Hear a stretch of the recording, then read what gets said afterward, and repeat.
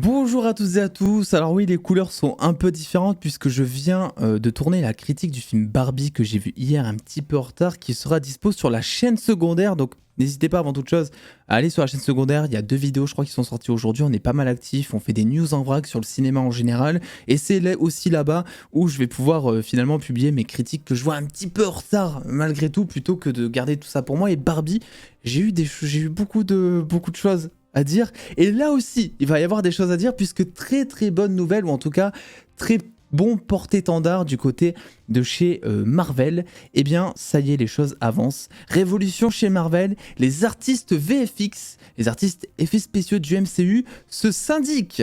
Vous allez voir pourquoi c'est intéressant. Leurs conditions de travail s'étaient largement dégradées ces dernières années en raison du rythme effréné des productions destinées au Marvel Universe. Ils sont soumis à une énorme pression depuis des années alors que le studio multiplie les films et les séries du MCU à un rythme effréné, quitte à faire l'impasse sur une certaine qualité esthétique. C'est très vrai.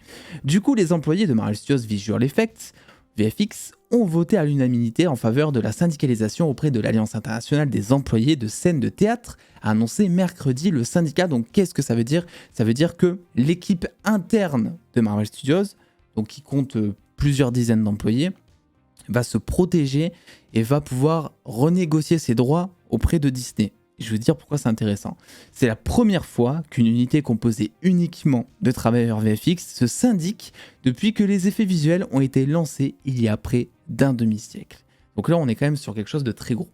Ce vote intervient en pleine grève d'Hollywood, et alors que les exigences imposées aux travailleurs des effets visuels et leurs conditions de travail sont de plus en plus remises en question, le principal souci vient du fait que les sociétés d'effets visuels doivent généralement proposer un tarif fortifié pour parvenir à signer un projet télévisé ou cinématographique. Parce que oui, il y a beaucoup de concurrence, beaucoup de studios d'effets spéciaux. Alors là, c'est vrai qu'on parle que des artistes qui appartiennent apparemment à Marvel Studios. C'est pas des agences d'effets spéciaux indépendantes, mais il y a beaucoup d'agences indépendantes, et même s'il y a cette petite sphère, on va dire, d'équipe chez Marvel direct pour bosser en interne, bah, tout le temps, en fait, les blockbusters, comme les séries, doivent faire appel à plusieurs boîtes d'effets spéciaux en même temps pour déjà pouvoir rentrer dans les délais de diffusion, et aussi suivant les spécialités, puisque tu as des boîtes qui vont s'occuper des modèles 3D, des choses comme ça. Je vous invite à aller voir mes 2 interviews que j'ai faites sur des artistes VFX concernant Moon Knight, Miss Marvel, Black Panther. Et je crois que j'ai oublié un projet, mais bref, où justement c'est une grosse discussion d'1 heure avec ces artistes-là qui nous expliquent un peu plus tout ça en interne, et c'était super intéressant. D'ailleurs, s'ils passent ici, je leur fais un petit coucou. De fait, les travailleurs VFX ne perçoivent pas de rémunération pour les heures supplémentaires, et certains ne sont d'ailleurs payés que le salaire minimum. À l'époque, des critiques envers She-Hulk, qui reprochaient à juste titre des effets spéciaux parfois douteux. Bon, jamais de la vie, cette masterclass de She-Hulk. La star Tatiana Maslany avait tenu à prendre la défense des artistes VFX. Je suis incroyablement respectueuse du talent de ces artistes et de la rapidité avec laquelle ils doivent travailler, c'est-à-dire beaucoup plus vite que ce qui serait probablement nécessaire. Après ce vote historique, Sarah Kazuko Sho, coordinatrice VFX chez Marvel, a déclaré: j'ai grandi en rêvant de travailler sur des films Marvel. Alors, quand j'ai commencé mon premier emploi chez Marvel, j'avais l'impression que je ne pouvais pas me plaindre. Sur les heures supplémentaires non payées, le manque de pause-repas et la pression incroyable exercée sur les équipes VFX pour respecter les délais. Parce que j'étais simplement censé être reconnaissant d'être ici. Mais la réalité est que chaque travailleur mérite des droits. Et rejoindre l'IATSE signifie que nous n'avons pas à choisir entre le travail que nous aimons et avoir une identité hors de notre travail. Donc en fait, si vous voulez, cette syndicalisation, c'est un petit peu comme, on va dire, pour vulgariser, c'est un peu comme un contrat de travail. Genre sur ton contrat de travail, quand tu dans n'importe quel boulot, déjà t'as des clauses, t'as des paragraphes qui sont là pour te protéger, si jamais t'as des arrêts maladie, si jamais t'as des choses comme ça, mais t'as aussi des horaires, en fait. Et grosso modo, c'est un petit peu ce qui va se passer ici pour commencer avec ce studio en interne directement chez Marvel, et par la suite, on imagine peut-être en tout cas, le reste des boîtes d'effets spéciaux. En plus, ce qui est bien, c'est que cette syndicalisation, elle arrive au bon moment, puisqu'elle arrive déjà au moment de la grève d'Hollywood, où justement, pour l'instant, c'est vrai que les agences d'effets spéciaux, elles ont beaucoup moins de boulot que si c'était vraiment champ libre sur les VFX, plein de projets à faire, etc.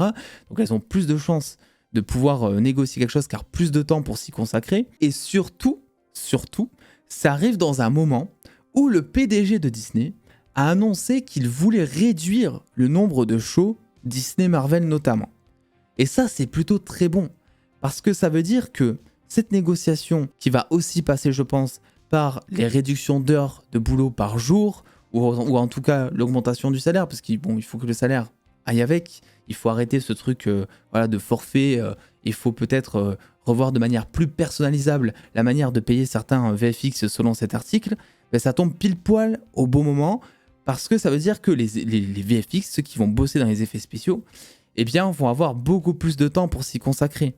Et donc, pouvoir être plus à même de négocier de meilleures heures de travail, de meilleurs salaires, de choses comme ça. Alors, je pense pas qu'il faille s'attendre à un miracle non plus. Preuve en est, on a la grève à Hollywood en ce moment, la grève des scénaristes, des acteurs. Ça fait des mois, depuis le 1er mai, je crois, le 2e mai, je sais plus, des mois que c'est en vigueur, pour justement négocier certaines conditions de travail, certains pourcentages, notamment sur le fait que Netflix puisse peut-être débourser un pourcentage de revenus face à sa diffusion en streaming, chose qu'ils ne font absolument pas. Là où par contre, par exemple, si Breaking Bad est rediffusé sur une chaîne, la chaîne va un petit peu payer les acteurs, les scénaristes et tout de la série, mais Netflix, eux, ils s'en sortent super bien, ils n'ont rien à payer, tu vois. C'est aussi ça que cherchent à négocier les acteurs d'Hollywood. Et forcément, je le redis, mais on dit oui, ils font la grève, ils n'ont pas assez de thunes, etc. Mais c'est pas vraiment que ça. Ce que vous voyez, vous, sur les réseaux, c'est dernièrement Margot Robbie qui va dans la rue pour descendre, alors que son dernier film Barbie a fait le milliard au box-office. Mais c'est juste pour mettre la lumière sur cette grève. Eux, c'est pas vraiment nécessaire de le faire. Ils se battent pour les plus jeunes acteurs, ceux qui ne savent pas quand est-ce qu'ils vont retravailler derrière parce qu'ils sont inconnus, ou ceux qui savent quand est-ce qu'ils vont pouvoir peut-être retravailler derrière parce qu'ils ont plusieurs contrats déjà sous la main, mais qui enchaînent que les petits rôles avec des petits dialogues et qui ne permettent pas finalement de vivre de leur passion et de vivre correctement. C'est sur ça que la grève met surtout la lumière.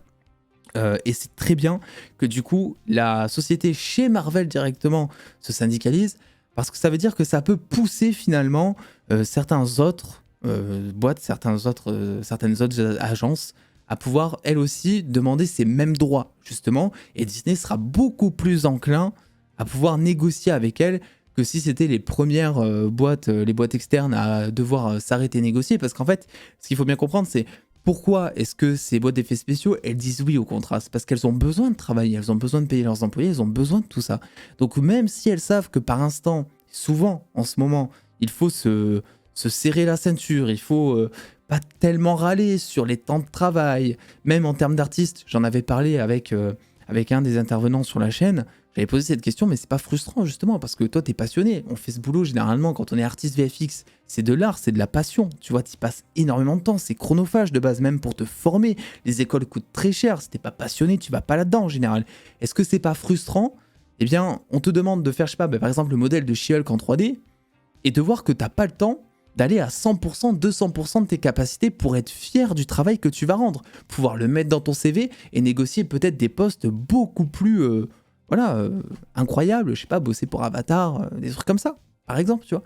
Et si, c'est un peu frustrant. Donc là, peut-être que du coup, cette petite chose qui pour l'instant est juste une petite syndicalisation, une petite paperasse administrative, ça peut être la porte d'entrée vers vraiment une révolution de l'industrie chez les boîtes d'effets spéciaux, leur manière de travailler, et ce qui, nous, spectateurs, pourra nous donner fondamentalement quelque chose de beaucoup plus qualitatif à l'avenir, parce que beaucoup plus de temps entre les projets pour bosser, et peut-être de meilleures conditions de travail qui vont favoriser finalement le dynamisme des équipes, la productivité, l'enthousiasme de bosser, de vouloir faire des choses quali, d'avoir le temps de faire des choses quali, d'avoir l'argent aussi pour faire des choses quali et avoir une charge mentale en moins dans le cerveau pour pouvoir te focus à 100% sur ton boulot.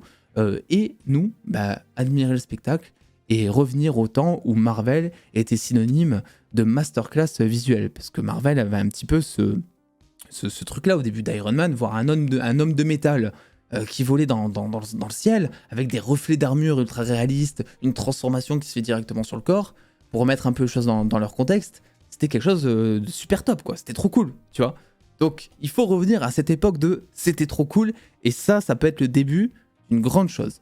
Donc voilà, je voulais vous partager cet article que je trouve super intéressant. On suivra tout ça de près sur la chaîne, évidemment. N'oubliez pas d'aller vous abonner à la chaîne secondaire, il y a plein de choses qui arrivent. Aujourd'hui, il y a du Stranger Things et du One Piece qui ont été publiés, je crois. Il y a Barbie, la critique qui arrive prochainement.